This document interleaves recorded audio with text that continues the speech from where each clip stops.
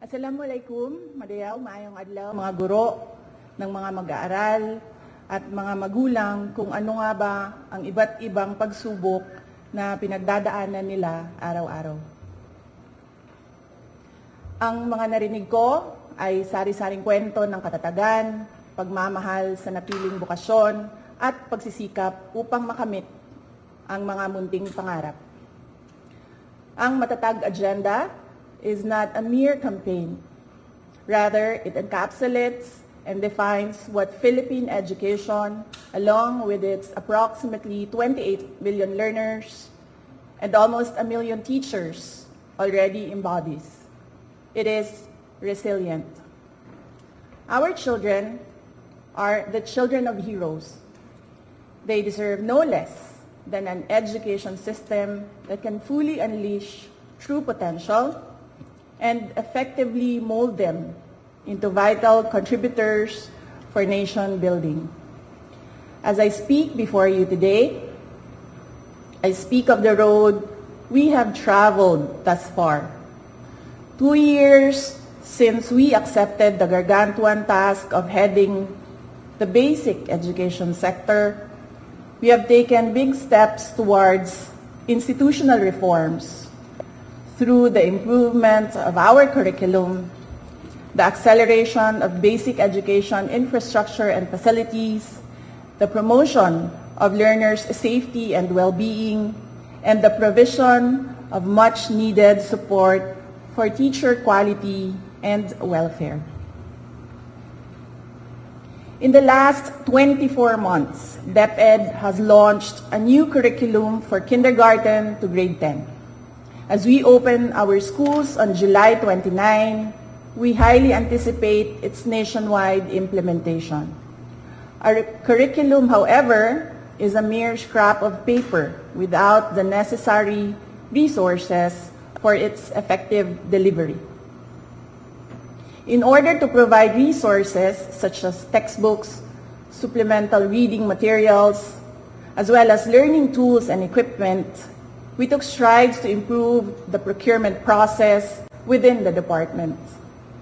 By the first half of the year, we are on track to complete our textbook procurement as well as the purchase of e-learning cards. The fact of fiscal restrictions and inadequate resources is known to all. Therefore, DepEd has had to innovate in the provision of basic education facilities. Alongside building new classrooms, we tapped into digital infrastructure in order to address the congestion and avoid learning disruptions during times of calamity. Today, an additional 2,000 last-mile schools have been given internet connections through satellites, while 305 schools have been connected through fiber internet. By the end of 2025, we aim for all schools to be connected. With the emergence of technology and social media, our learners also face new and emerging challenges. Hindi biro ang maging mag-aaral sa panahong ito.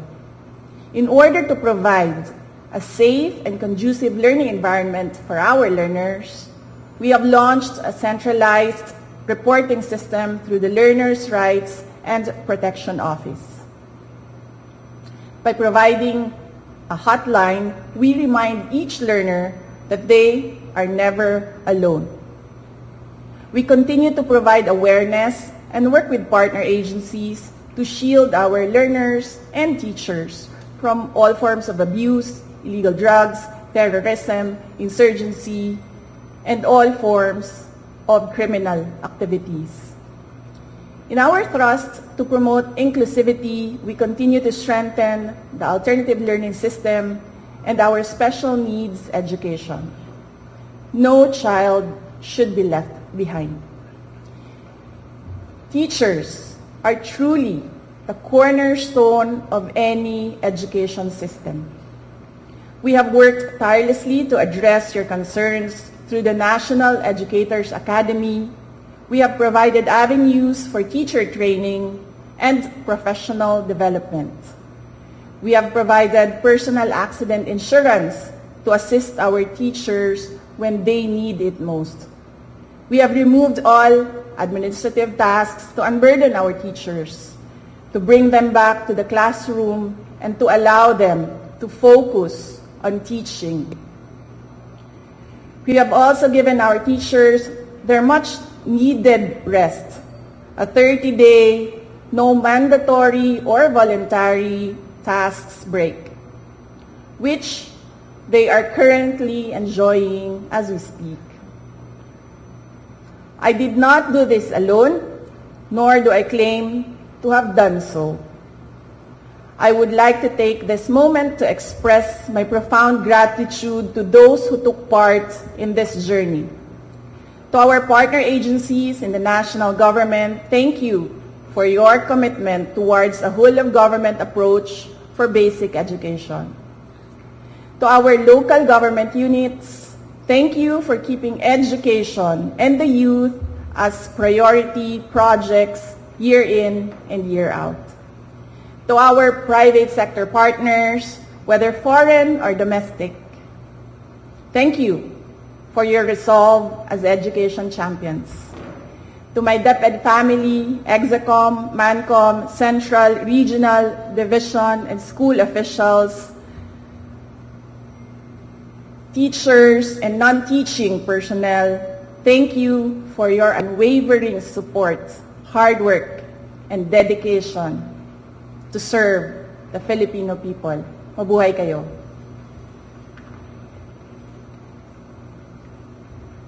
To our teachers, words can never capture how grateful the nation is for your sacrifices, for your passion, and for your unrelenting commitment to rearing the youth.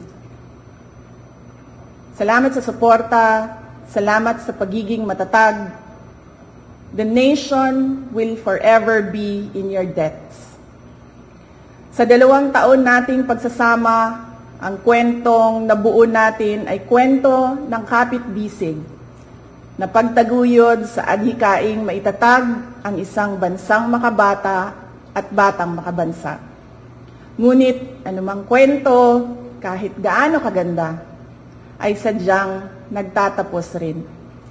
Earlier today, June 19, 2024, I sought an audience with the President and tendered my resignation as the Secretary of Education effective July 19, 2024. I have given my 30-day notice to ensure the proper and orderly transition for the benefit of the next Secretary. Mga kababayan, ang aking pagbibitiw ay hindi lula ng kahinaan, kundi dala ng tunay na malasakit para sa ating mga guro at kabataang Pilipino. Bagamat hindi ako magpapatuloy na mamamahala sa kagawaran, patuloy pa rin nating itataguyod ang kalidad ng edukasyon na nararapat para sa Pilipino. Hindi man ako ang tumatayong kalihim ng edukasyon, mananatili akong isang ina na nagmamatyag at titindig para sa kapakanan ng bawat guro at bawat mag-aaral sa Pilipinas. Para sa isang matatag na Pilipinas. Mga kababayan, lahat ng ating ginagawa ay para sa Diyos, sa bayan, at bawat pamilyang Pilipino. Syukuran.